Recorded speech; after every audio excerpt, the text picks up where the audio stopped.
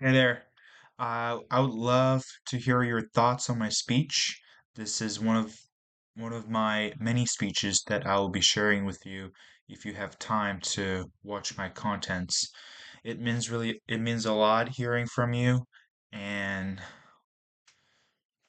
I really like this speech, but how I feel about my speech means nothing, right? It's all about how audience you feel about my speech, understanding what my main message is, what my content sounds like to you.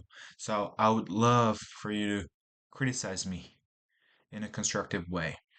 I have a lot of time to improve on, and if I catch those weaknesses and improve from that, I think I'm ready for the contest next year.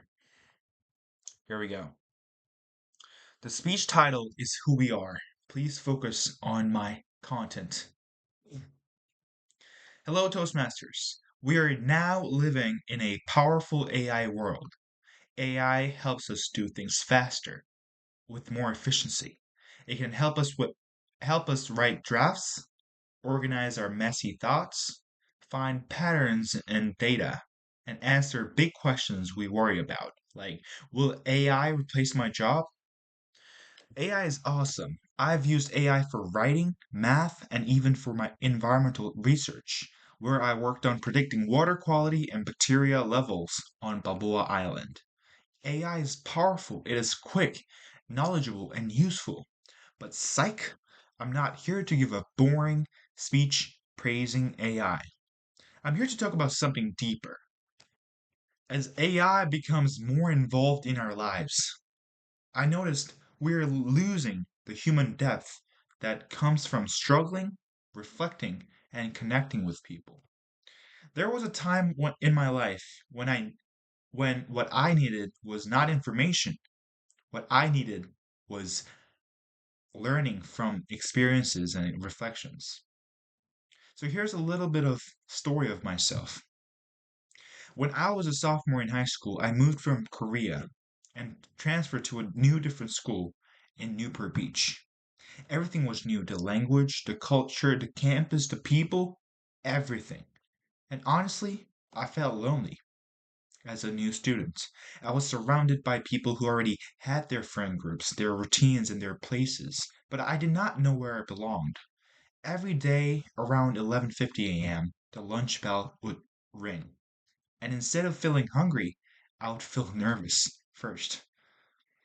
I would start worrying about where I was going to eat lunch.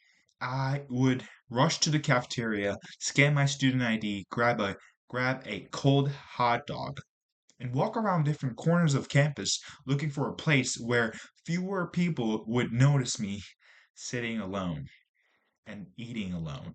At first, I told myself, it's okay, just endure it for a little bit. My life has been a transfer student. I thought it would last a few days. I'm pretty good with making friends, but a few days became a week. That week became a month. A month became 6 months, and eventually it became a full entire year. What hurted me the most was not just being physically alone, it was that embarrassment. Before transferring, I never experienced not having someone or a buddy to sit with at lunch. I had never experienced walking around with food in my hand, pretending I was busy, pretending I had somewhere to go, when really I was trying to when pretending I had somewhere to go, when really I was just trying not to be seen by anyone. I would watch groups of friends laughing together, and I would pretend I was fine, but I was not fine. Every lunch period felt longer than actually it was. It was 25 minutes. It's not long at all. It's actually short, but it felt like it was really long because I was by myself. Can AI possibly understand my lonely days? AI can define loneliness. It can explain social isolation. It can even give advice on how to make friends. But AI cannot feel what it is like to scan a crowded lunch area and wonder where you belong. AI cannot feel the sinking feeling when every table seems full of people who already have their places. It cannot understand the quiet shame of pretending to be busy so no one notices you are alone.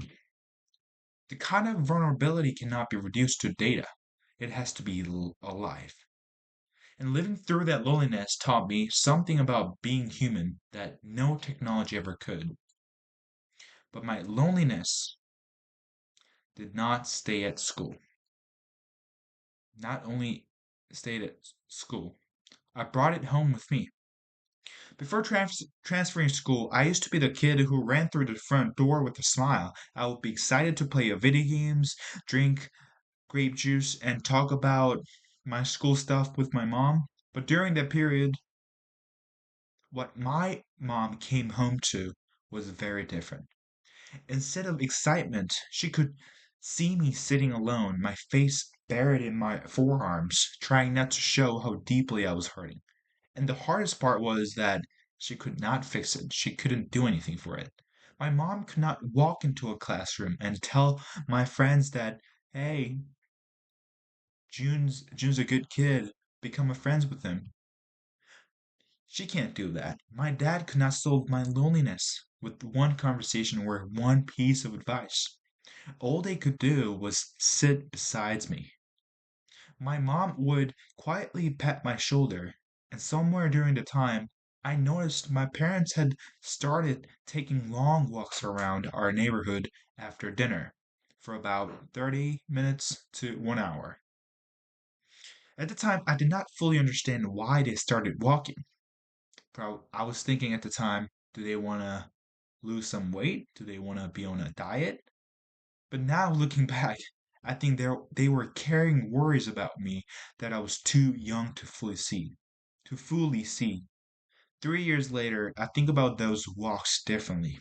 I actually heard from my dad that my mom was crying all the time, thinking about me. I imagine how hard or painful it must have been to watch their own son struggle and not know how to help. I was not swimming then, I was sinking. And all they could do was hoping that eventually I would find my back to the surface. Looking back, I realized how much sadness they carried for me, and how much love was hidden inside their helplessness. That experience taught me appreciation. Sometimes we do not realize love when it is happening. We only notice it later, when we look back and understand how much someone was silently supporting us. That deepest forms of care are often the quietest ones. They do not announce themselves, they do not demand recognition, they simply stay. Even when they cannot solve the problem, even when no one's watching, and that is something AI will never truly understand. How can AI possibly notice those lovable, hidden carings? Yeah, I guess AI can describe support, but it can never feel what it means to know that someone has your back, even when they are powerless to change your situation. It can never understand the comfort of a parent sitting beside a hurting child, offering nothing but presence and hope. That kind of care is invisible, deeply human, and impossible to replace. This is also why Toastmasters became meaningful to me. AI can help me write a speech, but it cannot stand in front of me, in front of people, for me. It cannot feel nervousness. It cannot fail, come back, listen to feedback, and slowly become stronger. And that's what I'm trying to do by showing this to other people.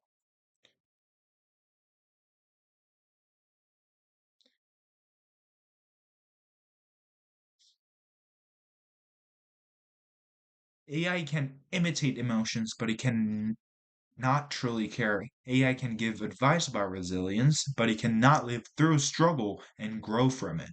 AI can help us make decisions, but it should not replace our responsibility to think, feel, and care for others. So, my message is not that we should reject AI. My message is that we should appreciate human qualities that make life meaningful. We're living in a world where our humanity is in danger. But like always, we will find a way with our wisdom. Toastmasters, we have our ability to love, to care, to struggle, to appreciate, and to keep going. Thank you.